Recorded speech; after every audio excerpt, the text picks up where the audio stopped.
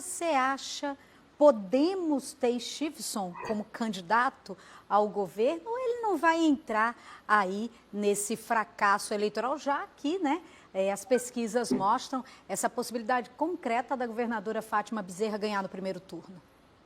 Boa tarde, Micarla. Boa tarde, Gustavo. Boa tarde, vocês que nos acompanham. Micarla, em relação ao senador Stevenson, você falou aí em fracasso eleitoral.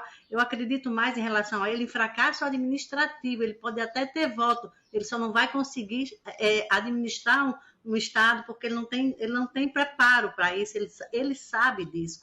Quanto ao Podemos de adiar essa questão dele dizer que pode ser candidato, o Podemos fez aquela pressão junto ao senador Stevenson, que não gosta de pressão, e aí ficou pendurado no pincel, né? E agora, Micarla, o que vai acontecer? Vai acontecer que o senador Stevenson vai continuar brincando com o nome dele ali sendo candidato, brincando de dar susto, ele brinca de dar susto em Fátima Bezerra, ele brinca de dar susto em Fábio Dantas, e a culpa, Micarla, é dos institutos de pesquisa, porque já que Stevenson não anuncia que é candidato, que é pré-candidato, ele só sobrevive, a pré-candidatura dele só sobrevive porque os institutos de pesquisas colocam o nome dele e aí, numa divulgação de uma pesquisa, ele vira mídia. Mídia que eu digo não só em jornal, não só em blog, não só em televisão, mas nas redes sociais. Então, ele vai faturando aí para ter o nome dele levantado, o povo aplaudindo o nome dele, mas ele não é candidato. Então, na hora que os institutos de pesquisa tirarem o nome do senador Stevenson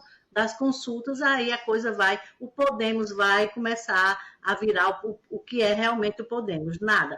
Micarla, e agora, no cenário do Rio Grande do Norte, eu tenho dois argumentos aqui sobre o PV e sobre o PT. O PV disse que o candidato aprovado, né, fez uma prévia só com gente que não tem voto, só com a galera ali do escritório, e aprovou o nome de Carlos Eduardo para ser o candidato a senador do PV. O único que tinha voto era o presidente, o vereador Milclay, que já tinha sido de Carlos Eduardo, passou para Rafael Mota, voltou para Carlos Eduardo, porque também não aguentou pressão. E aí, Micarla, o que é que está acontecendo? Está feio para o PV, porque ontem mesmo o deputado Hermano gravou um vídeo dizendo que não tinha sido consultado. Os deputados que têm voto não foram consultados. Hoje mesmo, o deputado George disse que no plano local, lá no grupo de Açu, fica mais complicado. Falei com o George, ele disse que tem que conversar primeiro com a federação para saber como é que vai funcionar a federação.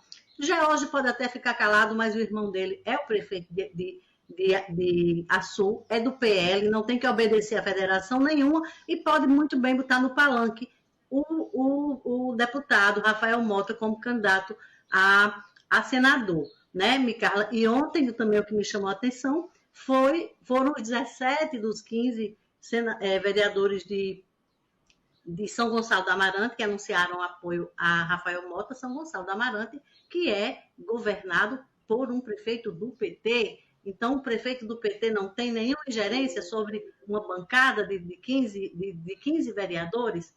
O que agora me chama a atenção, Micarla, é que daqui a pouco esses vereadores vão começar a entrar numa chave de roda, né, para tentar votar em Carlos Eduardo. Falar em Carlos Eduardo hoje, ele foi para a rede social dele dizer que a terça-feira é o dia do Fala Carlos. E a pergunta de hoje para ele é se ele está arrependido de ter votado em Bolsonaro. A pergunta que eu faço para ele é se ele também está arrependido de ter chamado a governadora Fátima Bezerra de corrupta. A pergunta da nossa enquete hoje, você acha que essa mudança de presidente na Petrobras pode, de alguma forma, alterar a política de preços da estatal? Micarla, eu acho que a política que altera nessa crise do combustível é a política do próprio Jair Bolsonaro. Ele está morrendo de medo de perder a reeleição por causa do constante aumento de preços. Então, a política que vai alterar é essa. Hoje ele já disse que vai apresentar uma medida provisória para tentar mudar a lei das estatais. Já tentou a aprovação do teto do ICMS, que já foi engolido, né?